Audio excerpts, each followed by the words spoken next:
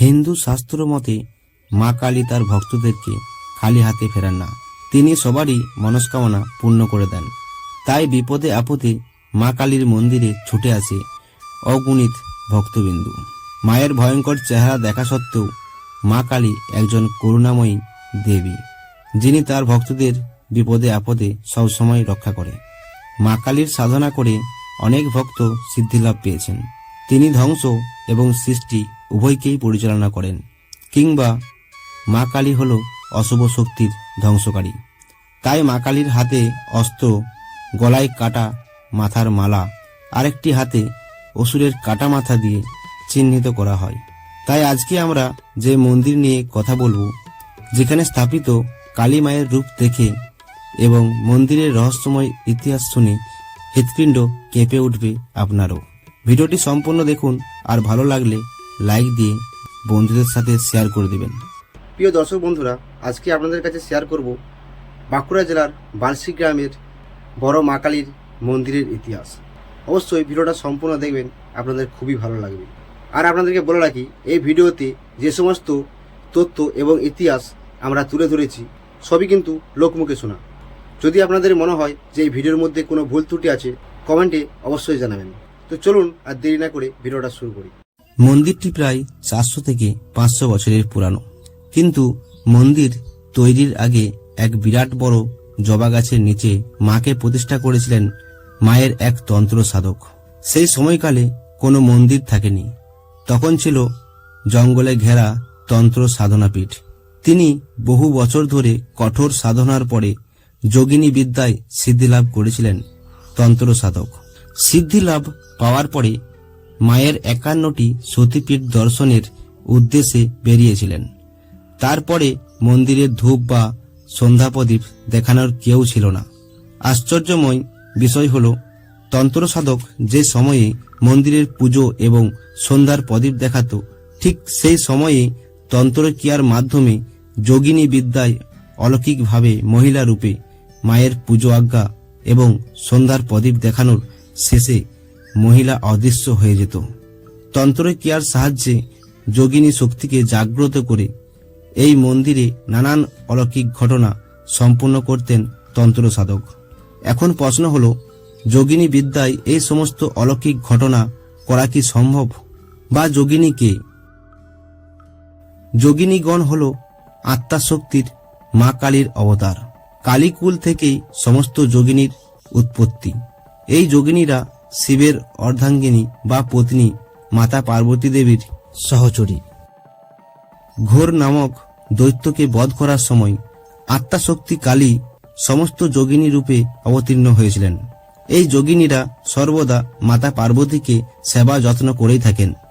অপরদিকে মাতা পার্বতী যোগিনীদেরকে অত্যন্ত স্নেহ করেন। একদিন মাতা পার্বতী তার যোগিনী সহচরিণীদের ক্ষুধা নিবারণের জন্য নিজের মস্তক কেটে তাদেরকে রক্তপান করিয়েছিলেন। আর তখন থেকেই তিনি ছিন্নমস্তা নামে পরিচিত হয়। বহু বছর ধরে কঠোর সাধনায় ডাকিনী ও যোগিনী বিদ্যায় সিদ্ধিলাভ করত। তারা অতি প্রাকৃতিক শক্তির অধীশ্বরে পরিণত হতো। এরা নিজেদের শরীর ও মনের দ্বারাই প্রকৃতিকে নিয়ন্ত্রণ করতে পারত। যেমন নিজেদের ইচ্ছায় বৃষ্টিপাত ঘটাতে পারত, অসুস্থকে সুস্থ করে তোলা, কিংবা ধ্বংসাত্মক ক্ষমতাকে প্রয়োগ করে কোনো কিছুকে বিনাশ করা সবই ছিল তাদের কাছে তুচ্ছ বিষয়। এখন প্রশ্ন উঠতে পারে যে মন্দির তাহলে কিভাবে নির্মাণ হয়েছিল? একদিন সন্ধ্যার সময় কয়েকজন চাষি চাষ করে বাড়ি ফিরছিল জঙ্গলের রাস্তা ধরে। মায়ের মূর্তির কাছে আসতেই হঠাৎ প্রচণ্ড ঝড় বৃষ্টির কারণে চাষিরা সেই জবা গাছের নিচে আশ্রয় নেয়। কিছুক্ষণ পরে দেখে হাতে একটি প্রদীপ আর কিছু ধূপ নিয়ে এক মহিলা মায়ের মূর্তির সামনে এসে সন্ধ্যার প্রদীপ দেখাচ্ছে। সন্ধ্যার প্রদীপ দেখানোর পরে মহিলা অদৃশ্য হয়ে যায়, আর তার সাথে বৃষ্টিও থেমে যায়।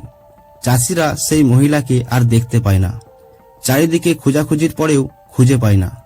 তারপরে চাষিরা ছুটে আসে মায়ের মূর্তির সামনে, আর দেখে সেই মহিলা যে স্থানটিতে দাঁড়িয়ে সন্ধ্যা প্রদীপ দেখাচ্ছিল, সেই জায়গাটিতে কাদাযুক্ত স্যাঁতস্যাঁতে পায়ের ছাপ ওই জায়গাটিতে ছাড়া আর কোনো জায়গাতে দেখা যায় না। কাদাযুক্ত পায়ের ছাপ আর কোথাও না দেখতে পেয়ে চাষিরা বুঝতে পারে যে সন্ধ্যার প্রদীপ এবং প্রতিদিনের নিত্য পূজা দিতে সাধারণ মহিলা আসে না, সন্ধ্যা প্রদীপ দেখাতে আসে কোনো এক মহিলা রূপে অলৌকিক শক্তি। চাষিরা বাড়ি ফিরে আসে। তার পরের দিনে চাষিরা সেই দৃশ্য মল্লরাজা দামোদর সিংহদেবের কাছে প্রকাশ করে। মল্লরাজা দামোদর সিংহদেব ছিলেন জামকুড়ির বিখ্যাত রাজা। রাজা সেই দৃশ্যের কথা শুনে তখনই ঘোড়ার পিঠে চড়ে চলে আসে মা কালীর মূর্তির কাছে। দেখে প্রবল ঝড় বৃষ্টির কারণে মায়ের মূর্তি প্রায় ভগ্ন অবস্থায় আছে। রাজা দামোদর সিংহদেব খুব কষ্ট পায় মায়ের মূর্তি দেখে। তখনই তিনি মন্দির সহ গঙ্গা মাটি দিয়ে মূর্তি সংস্কার করার আদেশ দেন শিল্পীদেরকে। সবকিছুই ঠিকমতো তৈরি হবার পরে মায়ের পুজো এবং মন্দির রক্ষণাবেক্ষণের জন্য কিছু ব্রাহ্মণ পরিবারকে মন্দিরের কাছে স্থায়ীভাবে থাকার বন্দোবস্ত করে দেন। আর মায়ের নতুন রূপে নাম হয় বালসির বড় কালী। তারপর থেকে মায়ের পুজো খুব ধুমধাম করে শুরু হয়। মন্দির নির্মাণের পর থেকে প্রতিদিন নিয়মিত পুজো দেওয়ার পরে বালসি বাসিন্দাদের বিপদে আপদে সব সময় মা রক্ষা করেন। মায়ের এই অলৌকিক ঘটনা শোনার পরে কমেন্টে জয় বড় মা কালীর জয় অবশ্যই লিখে দিবেন। এরপরে আমরা সরাসরি চলে যাব কলল মুখার্জির কাছে। উনি এই মন্দিরের পুরোহিত। ওনার কাছ থেকে জেনে নেব আরো কিছু লুকানো তথ্য।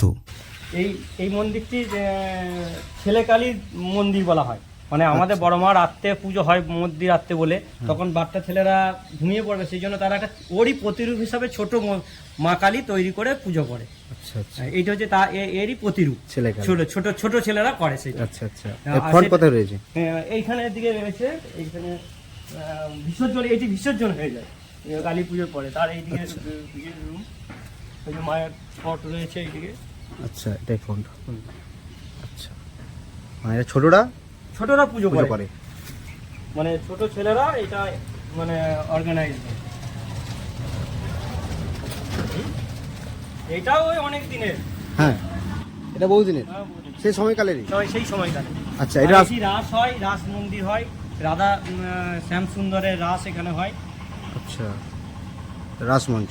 এখানে একটি পুরানো শিব মন্দির আছে, ও বাবা আছে। এটা তো খুবই পুরানো মনে হচ্ছে। পুরানো মন্দির, এবং এদের পুজোটা ঠিক মতো রক্ষণাবেক্ষণ করতে পারছে না বলে, তবু শিব আছে, বাবা আছে, পূজা আগা হয় প্রতিদিন। আচ্ছা, টেরাকোটার কাজ রয়েছে, অলঙ্করণ নানা রকম লতাপাতার, আর ভিতরে কিন্তু শিবলিঙ্গ রয়েছে। আচ্ছা,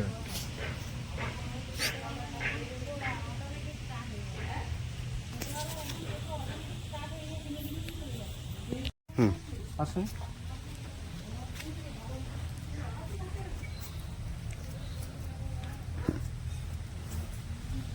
এই ফ্যামিলিরই শিব মন্দির, যেটি মা কালী মা দুর্গার, এদেরই শিব মন্দির। ভোলানাথ আছেন, প্রতিদিন পুজো হয়।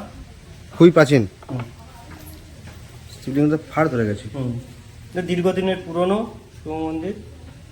আচ্ছা, ওইখানে কি রয়েছে? ওখানে রয়েছে আমাদের কচ্ছপরূপী নারায়ণ। আচ্ছা আচ্ছা, কচ্ছপরূপী নারায়ণ। প্রতিদিন পুজো টুজো হয়, হ্যাঁ, এবং তার নিত্য সেবা হয়। আচ্ছা,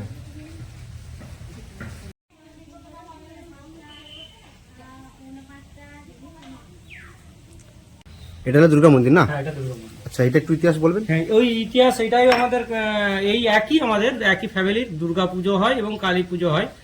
এই পুজোতেই বলি দিয়েছিলেন বলে রাজা ধরে নিয়ে যান, এবং ধরে নিয়ে যাওয়ার পরে তাকে শুলে দেওয়া হয়, এবং শুলে দেওয়ার পরে তাকে মদনমোহনের মন্দিরে যেয়ে রাজাকে বলিরূপী দুর্গা মাকে দর্শন করান, এবং সেই জন্যই আমাদের বাগিশ পুকুর দান করেছিলেন, এবং সেই পুকুরের মাছ আজও ভোগে ব্যবহার হয়।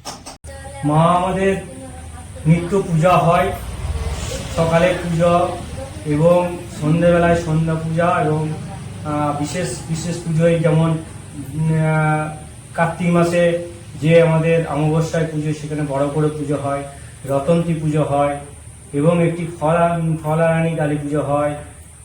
এছাড়া বৈশাখ মাসে একটি বিশেষ পুজো হয়। এরকমভাবে আমাদের সারা বছরই পুজো এখানে লেগে থাকে।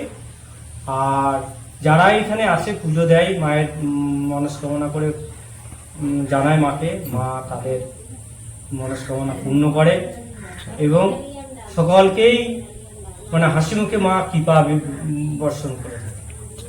তাহলে আপনি ছোট থেকে দেখে আসছেন তবে এরকম ভাবে? একই রকম, তবে ওই কালী পুজোর সময় মাকে একটু ঝাড়াঝাড়ি করা হয়, চুল টুল দেওয়া হয়। হ্যাঁ, যখন সংস্কার হয়েছিল এই ঘরটা তখন মাকে রং করা হয়েছিল। আচ্ছা আচ্ছা আচ্ছা।